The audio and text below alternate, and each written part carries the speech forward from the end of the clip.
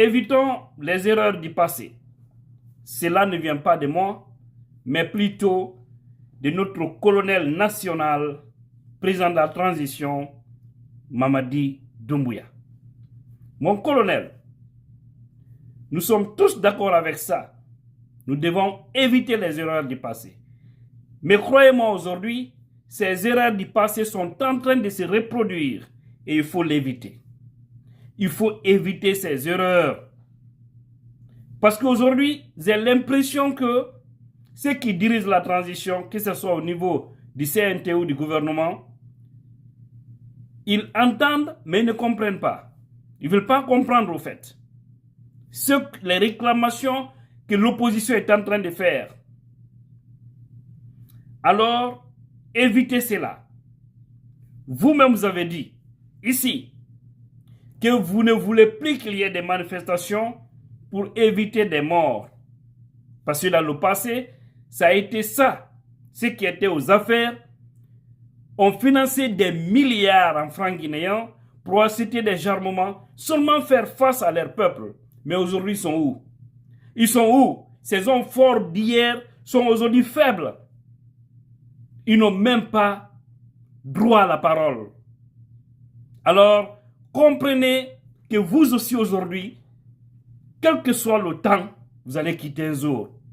Mais acceptez de sortir par la grande porte. Ayez l'amour véritable entre vous et le peuple de Guinée.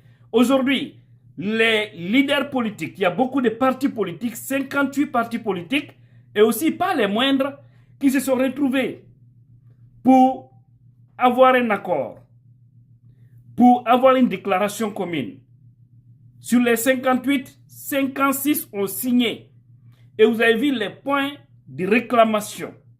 Tout ce qu'on vous demande, ce n'est pas de l'eau à boire. On ne vous a pas dit d'aller boire la mer, hein?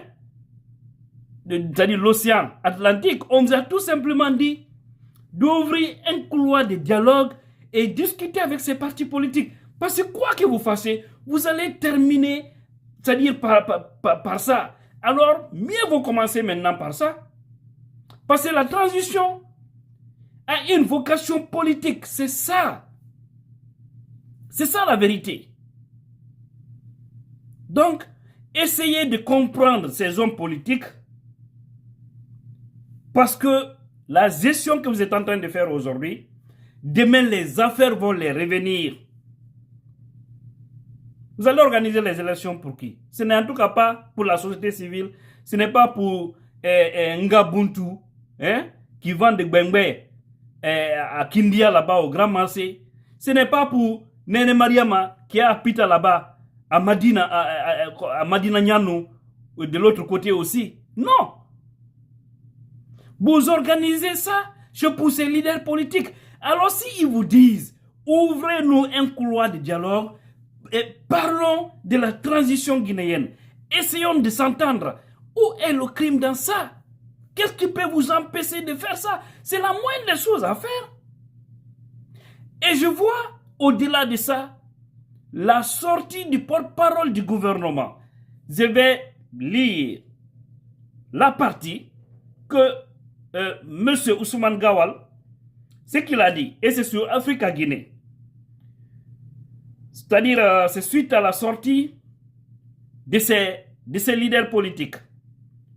Il dit, je pense que les gens sont un peu pressés, ce qui est raisonnable et légitime d'une certaine manière. Mais il ne faut pas qu'on oublie que le cadre du dialogue a été annoncé dans la charte de la transition. C'est quelque chose qui va se mettre en place. Maintenant, monsieur le porte-parole du gouvernement, après 6 mois, vous attendez quoi pour mettre ça en place? Vous prenez pourquoi tout ce temps? Aujourd'hui, aucun Guinéen n'a la visibilité de la transition. Parce que nous savons aujourd'hui d'où nous venons, mais on ne sait pas la direction. On est perdu là. La boussole des arts, hein?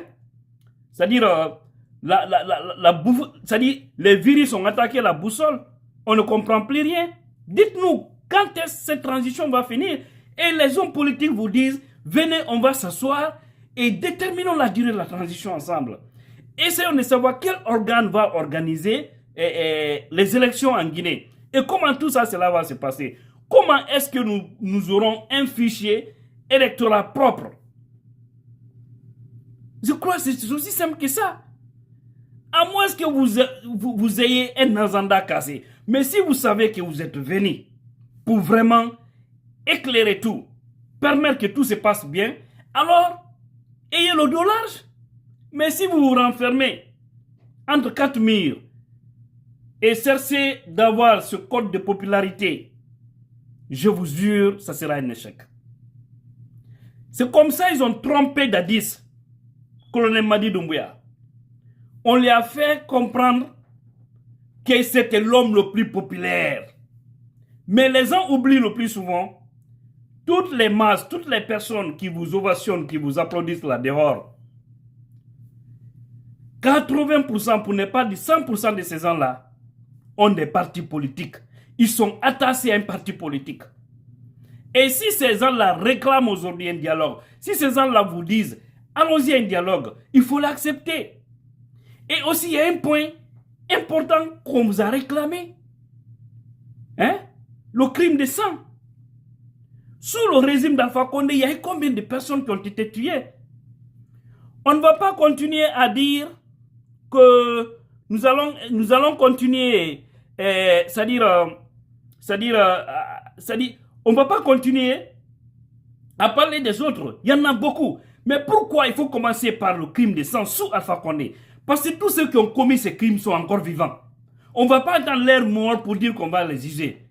Tous les anciens ministres de l'administration et de la défense sont vivants. Tous les anciens ministres de la sécurité sont vivants. Tous les commandants au niveau des CMS sont vivants. Ils sont tous vivants. Au niveau de la police, la police nationale, tous ces gens-là sont vivants. C'est très facile aujourd'hui de traquer ces gens-là pour qu'ils nous disent qui a tué qui. Après maintenant, on parle de réconciliation nationale, mais on ne peut pas faire une réconciliation sans d'abord passer par la justice. Parce qu'on dit le plus souvent, justice, vérité et réconciliation. Il faut passer par la justice, parce que c'est toutefois que nous partons par en justice que nous aurons la vérité. Et si toutefois maintenant on a la vérité, on pourra se réconcilier.